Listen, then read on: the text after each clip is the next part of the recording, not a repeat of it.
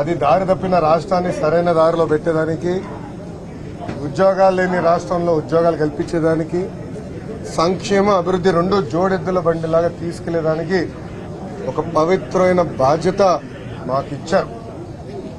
ఆ బాధ్యతను నెరవేర్చడానికి ఆరునిశలు మేము అందరూ కష్టపడతాం, కలిసికట్టుగా పనిచేస్తాం. ఆంధ్ర రాష్ట్రానికి పూర్వ వైభవం తీసుకొచ్చే బాధ్యత ఈ మూడు పార్టీలు కలిసికట్టుగా చేస్తాయని ఆంధ్ర రాష్ట్ర ప్రజలందరికీ నేను ఈరోజు తెలియజేస్తున్నాను. ప్రత్యేకంగా మంగళగిరి నియోజకవర్గానికి వచ్చేగల 1985 తర్వాత మంగళగిరి నియోజకవర్గం పైన పసుపు జెండా ఎగరలేదు. తెలుగుదేశం, జనసేన, భారతీయ జనతా పార్టీ నాయకులందరూ కృషితో ఈరోజు 91,000 పైచులకు మెజార్టీతో నేను గెలుస్తాం జరిగింది. ఇది ఈరోజు నాకున్న సమాచారం మేరకు ఆంధ్ర రాష్ట్ర చరిత్రలో 3వ స్థానంలో ఈ మెజారిటీ ఉంది. ఈ ఎన్నికల్లో అన్ని రికార్డులు సృష్టించింది తెలుగుదేశం, జనసేన, భారతీయ జనతా పార్టీ కూటమి.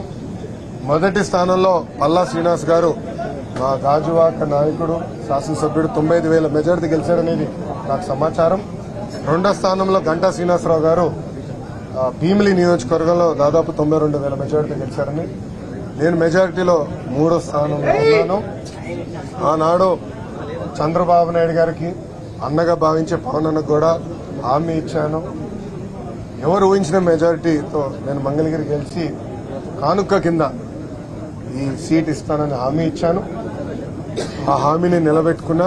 దాని వెనకాల ప్రజల ఆశీస్సులు నాతో ఉన్నాయి, దేవుడు ఆశీస్సులు నాతో ఉన్నాయి. ఇంత మెజారిటీతో గెలిచిన తర్వాత మా పైన బాధ్యత పెరుగుతుంది, ప్రత్యేకంగా నా పైన బాధ్యత పెరుగుతుంది.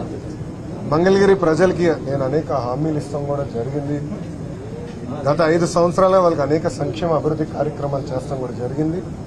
వచ్చే 5 సంవత్సరాలు వాళ్ళకి అనేక పనులు చేయాలి, ఇచ్చిన హామీలు నిలబెట్టుకోవాలి.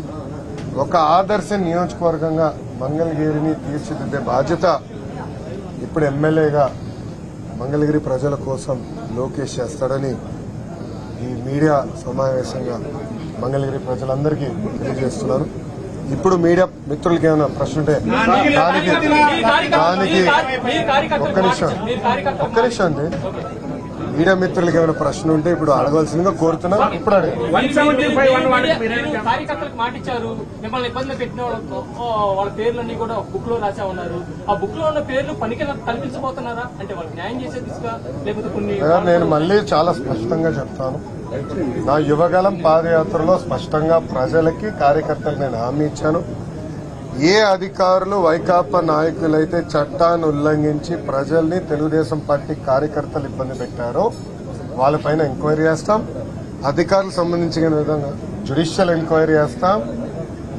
ఎంక్వైరీ నివేదిక మేరకు సర్వీస్ నుంచి డిస్మిస్ చేసి జైలుకు పంపించడానికి కూడా నేను వెనకాడను అని ఆనాడు ప్రజలకి చెప్పా, కార్యకర్తలకు చెప్పా. అది ప్రజల ఒప్పుకున్నారు. అందుకే ఈరోజు ఎప్పుడు లేని విధంగా మనకు మ్యాండేట్ వచ్చింది.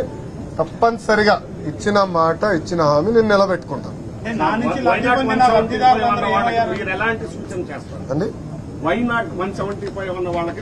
నేను వైకాపా